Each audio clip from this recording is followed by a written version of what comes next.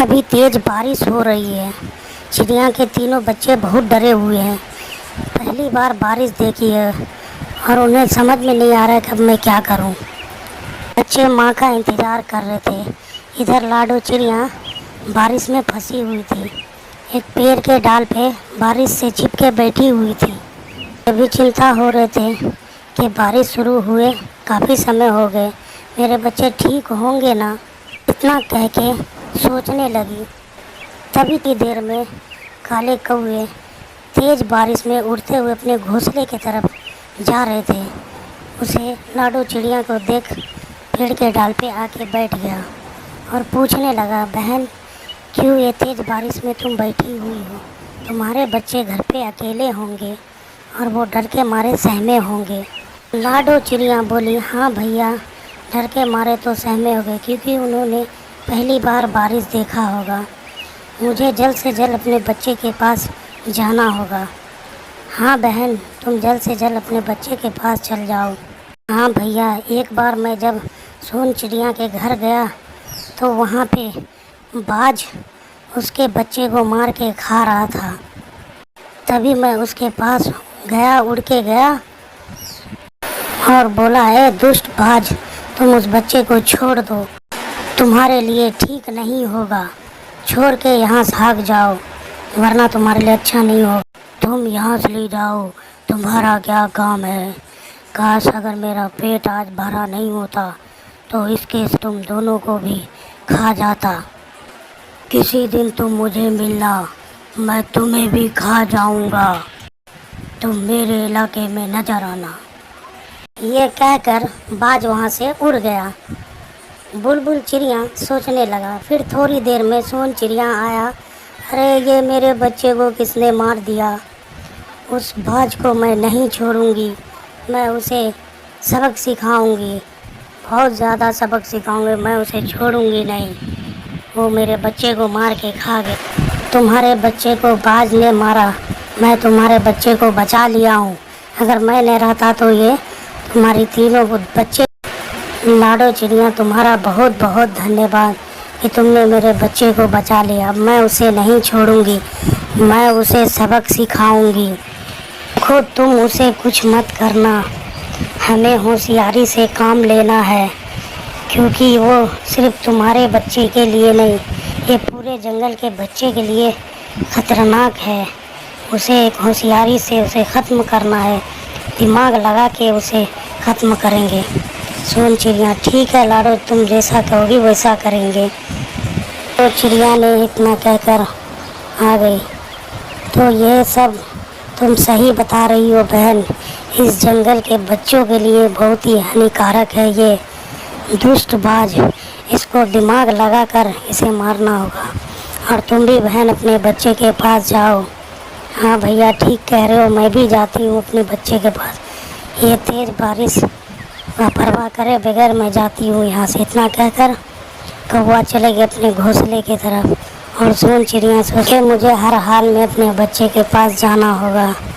इस बारिश का परवाह करे बगैर वहाँ से निकल पड़ी और वो पड़ भीगने के बावजूद भी वो धीरे धीरे उड़ती रही।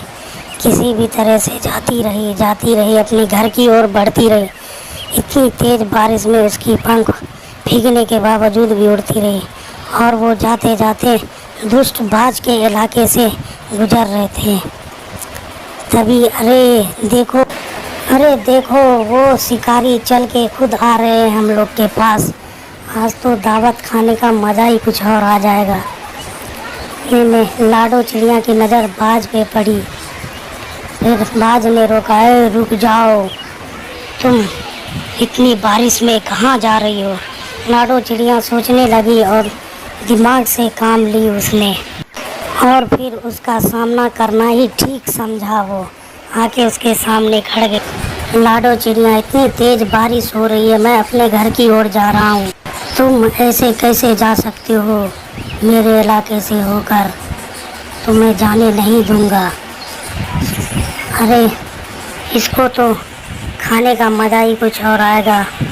चलो हम लोग खाते हैं, इसको बनाकर खा जाएंगे। आज बहुत मज़ा आएगा खाने में सब मिलकर। अरे अरे भैया, तुम मुझे नहीं खा सकते हो क्योंकि मुझे खाने के लिए किसी और ने रिजर्वेशन कर रखा है। हाँ, तुम्हें किसने रिजर्वेशन कर रखा है? मेरे रहते हुए तुम्हें, मेरे रहते हुए मेरे सिवा कि कोई और नहीं खा सकता। नहीं नहीं भैया, मेरे पति मुझे खाएंगे और वो मुझे, मेरे 3 बच्चे को भी खा लिए हैं और वो मुझे भी खाने की कोशिश में लगे हुए हैं। आप, अरे दुष्ट पति है वो जो तुम्हें, भला कोई अपनी पत्नी को खाता है क्या? हाँ, चलो मैं उससे बात करूँगा। अगर आप मेरे पति से जीत गए तो मुझे आप खा लेना। अगर है हिम्मत तो चलो मेरे साथ। बाज भैया, मैं झूठ नहीं बोलती, आज ही मुझे वो खाने वाले हैं। अगर यकीन नहीं हो तो तुम मेरे साथ चल सकते हो, तब तो तो ठीक है, चलो चलते हैं।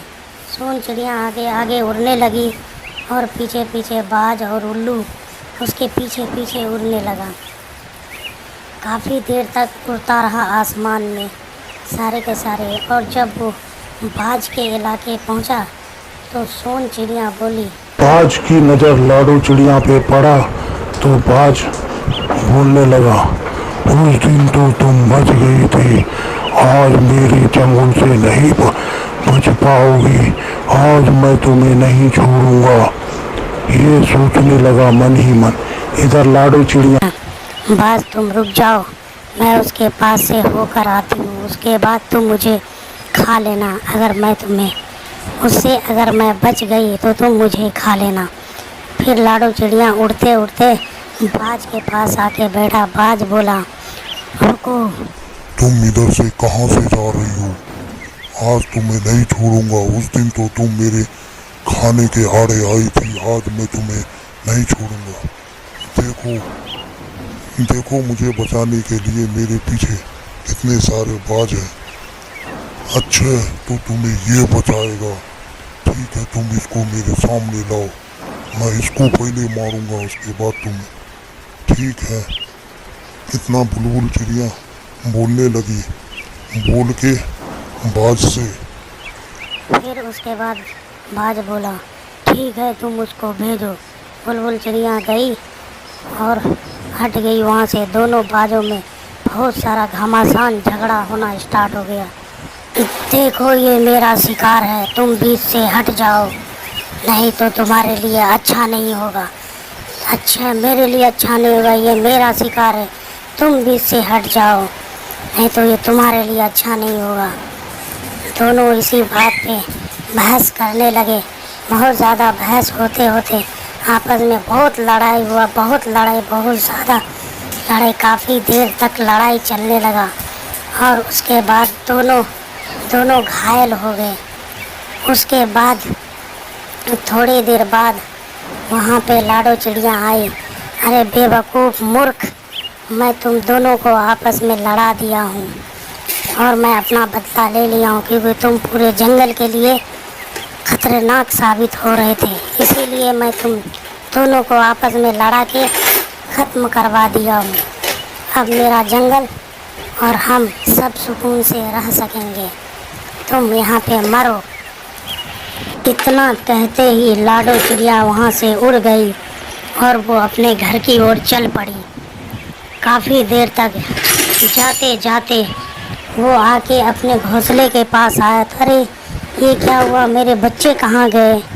मेरे घर में तो पानी है और मेरे बच्चे कहाँ गए? थोड़ी देर में उधर से कौवा आया, उड़ते उड़ते उधर से कौवा आया। बहन, तुम चिंतित ना हो, तुम्हारे बच्चे सेफ हैं। जब मैं उस दिन बारिश में जा रहा था अपने घोंसले की ओर तो तुम्हारे घर में पानी भर गया था, इसलिए मैंने तुम्हारे बच्चे को अपने साथ अपने घोंसले पे ले आया और लाके सुरक्षित उसको रख दिया। तुम चिंतित मत हो बहन, तुम्हारे बच्चे ठीक है। चलो चलते हैं बच्चे से मिलने के लिए। लाडो और कौवे फिर अपने बच्चे के पास आए। लाडो अपने बच्चे को गले से लगाया और मामा के वजह से हम सब भाई बच गए माँ, नहीं तो इस बारिश में घर में डूब के मर जाते।